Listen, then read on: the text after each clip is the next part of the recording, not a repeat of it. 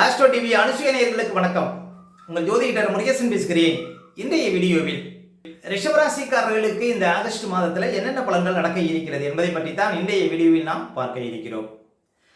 தமிழுக்கு பராப வருடம் ஆடி மாதம் 16ஆம் தேதி முதல் ஆவணி மாதம் 14ஆம் தேதி வரை, ஆங்கில தேதிக்கு ஆகஸ்ட் 1ஆம் தேதி முதல் 31ஆம் தேதி வரை. ரிஷபராசிக்காரர்களுக்கு இந்த ஆகஸ்ட் மாத கிரக நிலவரங்களை பார்த்தோமானால், ராசிக்குள்ள செவ்வாய், 2ஆம் இடத்துல புதன், 3ஆம் இடத்துல சூரியன் குரு, 4ஆம் இடத்துல கேது, 5ஆம் இடத்துல சுக்கிரன், ராசிக்கு 10ஆம் இடத்துல ராகு, 11ஆம் இடத்துல சனி சஞ்சரிக்கிறார்கள். அதே போல இந்த மாத கிரக பயிற்சிகளை பார்த்தோம்னா, ஆகஸ்ட் 1ஆம் தேதி முதல் உங்க ராசிக்கு அதிபதினு சொல்லக்கூடிய சுக்கிர பகவான் 5ஆம் இடத்துல நீச்ச பலத்துல பாருங்க அமர இருக்கிறார். ஆகஸ்ட் 2ஆம் தேதி முதல் பாருங்க செவ்வாய் ராசியை விட்டு விலகி ராசிக்கு 2ஆம் இடத்துல அமர இருக்கிறார். ஆகஸ்ட் 5ஆம் தேதி புதன் பாருங்க ராசிக்கு 3ஆம் இடத்தில் அமர இருக்கிறார்.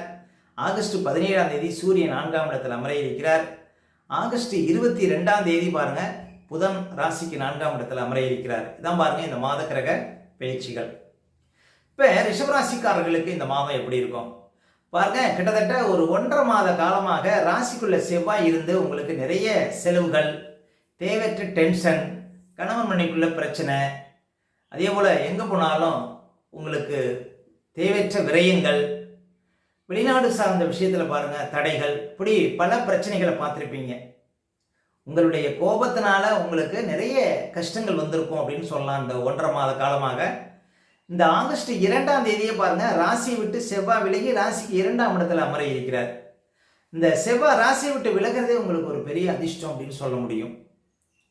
அதே போல உங்க ராசிக்கு அதிபதி இந்த மாதம் பாருங்க 5ஆம் இடத்துல நீச்ச வீட்டில் அமர்ந்தாலும் ராசிக்கு 5ஆம் இடத்துல அமர்றாரு. கோணமேறி வலுவா அமர்றாரு பாருங்க. சனி பகவானுடைய பார்வையில் அமர்றாரு. உங்களுக்கு இந்த மாதம் புது வேலை கிடைக்கும் அப்படின்னு சொல்லலாம். ரிஷபராசிக்காரர்களுக்கு வேலை இல்லாதவங்களுக்கெல்லாம் இந்த மாதம் வேலை கிடைச்சிடும். ஏன் அப்படின்னு பார்த்தீங்கன்னா, சனி பகவான் ரிஷபராசிக்காரர்களுக்கு ஒருவரே யோகாதிபதி. சனி பகவான் 11ஆம் இடத்துல மிக சிறப்பாக வீற்றிருக்கிறார்.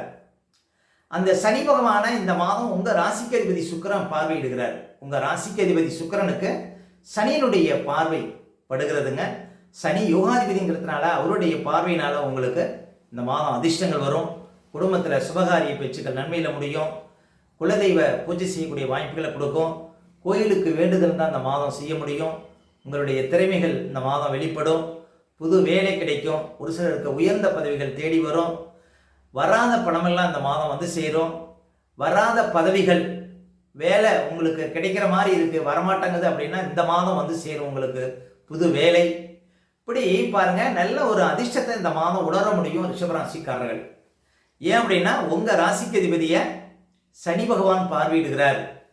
சனி பகவான் யோகாதிபதி, அதுவும் 11ஆம் இடம் லாபஸ்தானத்திலிருந்து பார்க்குறாருங்க. அப்போ இந்த மாதம் பாருங்க அதிர்ஷ்டங்கள் உண்டு, நிலையான பதவி உண்டு, வெளிநாடு சார்ந்த விஷயத்தில் முன்னேற்றம் உண்டு.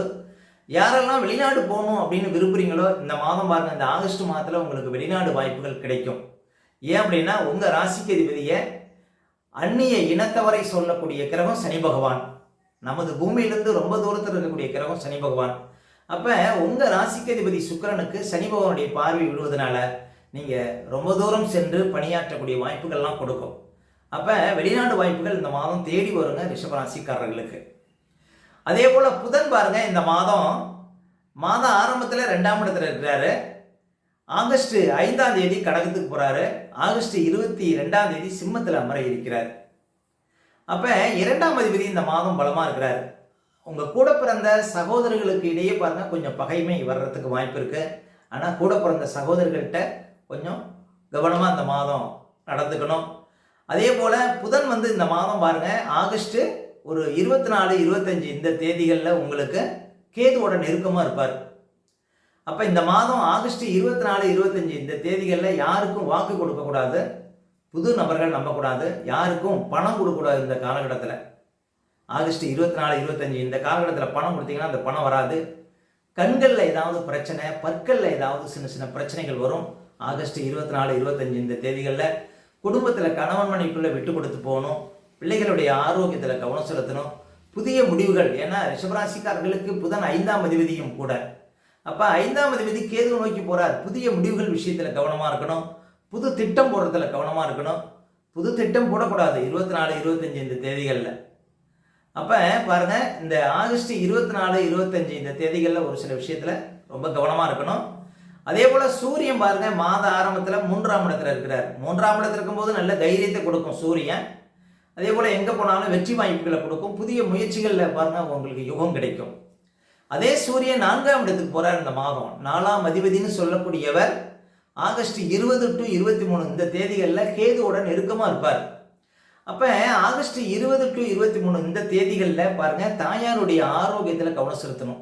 இந்த காலகட்டத்தில் ரொம்ப வயதான தாய் இருந்தாங்கன்னா அவங்களுக்கு ரொம்ப ஆகாது அப்படின்னு சொல்லலாம். அதே போல் புதிய முதலீடுகள் ஆகஸ்ட் 20 to 23 இந்த 4 நாட்களில் புதிய முதலீடுகள் பண்ணாதீங்க. இந்த காலகட்டத்தில் சொந்தக்காரங்கள்கிட்ட அதிகமான நெருக்கம் ஆகாது. அதே போல் ஏதாவது உயர்கல்வி படிக்கணும், வெளிநாடு போய் படிக்கணும் அப்படின்னா இந்த ஆகஸ்ட் 20 to 23 இந்த நாட்களில் தவிருங்க. அதே போல் ஆகஸ்ட் 20 to 23 இந்த நாட்களில் வண்டி வாகனத்தில் செல்லும்போது கவனமாக போங்க. இந்த காலகட்டத்தில் புதிய வண்டி வாகனங்கள் எடுக்காதீங்க.